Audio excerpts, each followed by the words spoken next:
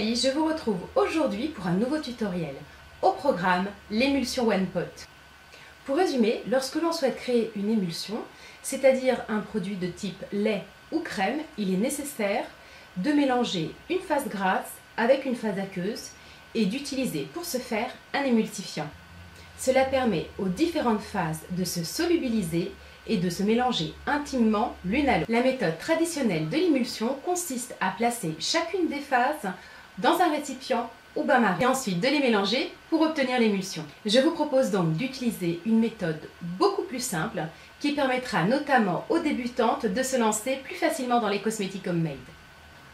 Il s'agit du One Pot qui consiste à réunir tous les ingrédients de la phase aqueuse et tous les ingrédients de la phase huileuse au sein d'un seul et même récipient au bain-marie.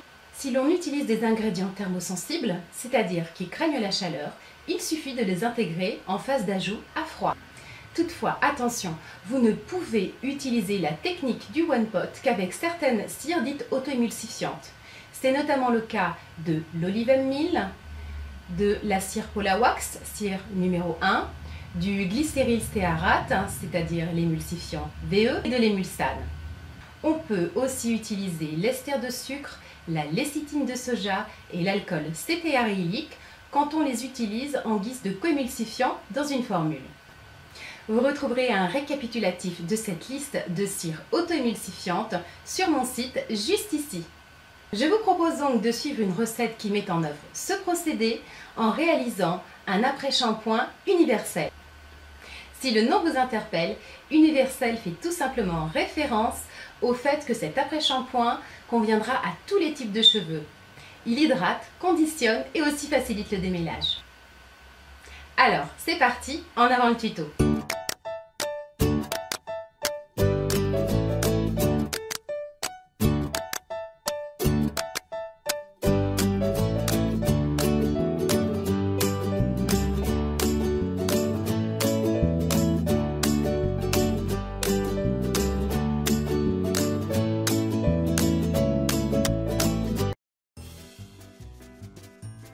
Le premier geste indispensable est de désinfecter votre plan de travail ainsi que les ustensiles et les contenants pour votre préparation.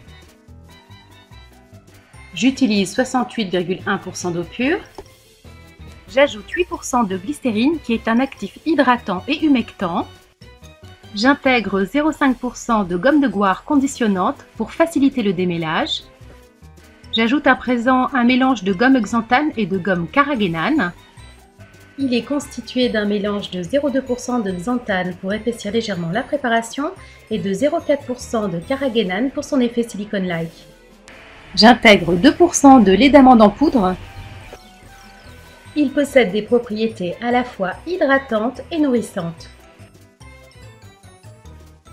Votre phase aqueuse est prête, nous allons passer à la préparation de la phase huileuse.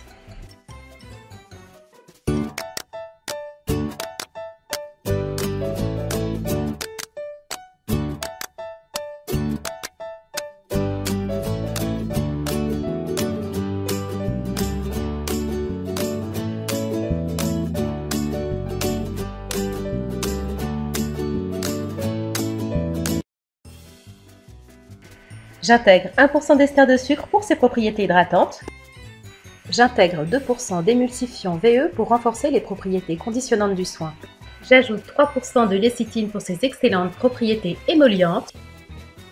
J'ajoute 3% de coco silicone pour faciliter le démêlage.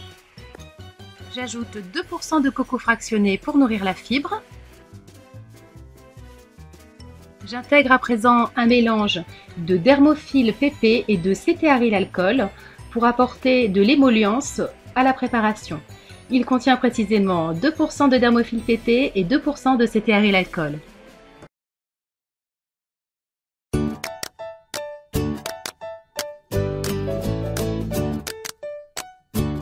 Placez la préparation au bain-marie.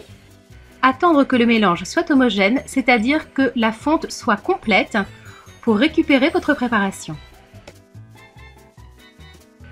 L'ensemble des ingrédients a été solubilisé, il est maintenant temps de fouetter.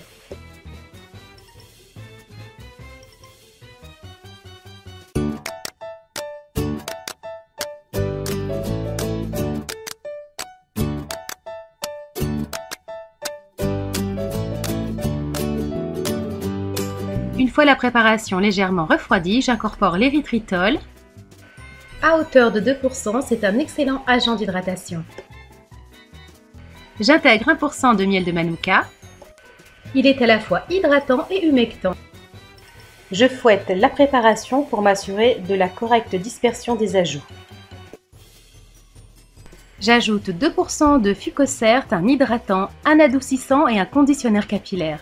Je fouette la préparation pour bien l'homogénéiser. Il est temps à présent de vérifier son pH. Le pH mètre indique 6.2, ce qui serait tout à fait correct pour une préparation destinée aux soins de la peau. Pour les soins capillaires, il est nécessaire de ramener le pH entre 4 et 5. J'ajoute donc quelques gouttes de ma soluté d'acide citrique pour rétablir le pH. J'obtiens à présent un pH de 4.5 qui est tout à fait correct. J'ajoute 1% de Cosguar pour assurer la conservation du soin.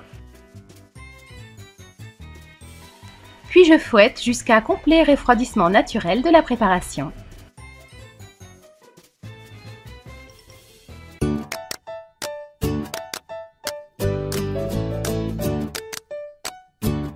Mon après-shampoing est à présent terminé.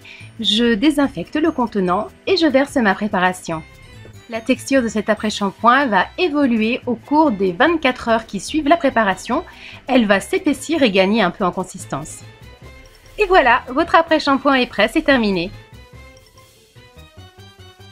L'après-shampoing a une consistance suffisamment fluide pour être contenu dans un flacon flip-flop. La consistance légère mais onctueuse est parfaite pour un après-shampoing. Comme promis, vous avez pu le voir, c'est un peu plus simple de réaliser un cosmétique avec la méthode OnePot.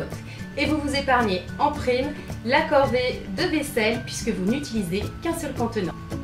J'espère que cette vidéo vous a plu. N'hésitez surtout pas à tester la formule d'après-shampoing universel qui conviendra particulièrement bien à tous les membres de votre famille. Je vous invite à liker le sujet et à le diffuser auprès de vos contacts sur les réseaux sociaux. À bientôt!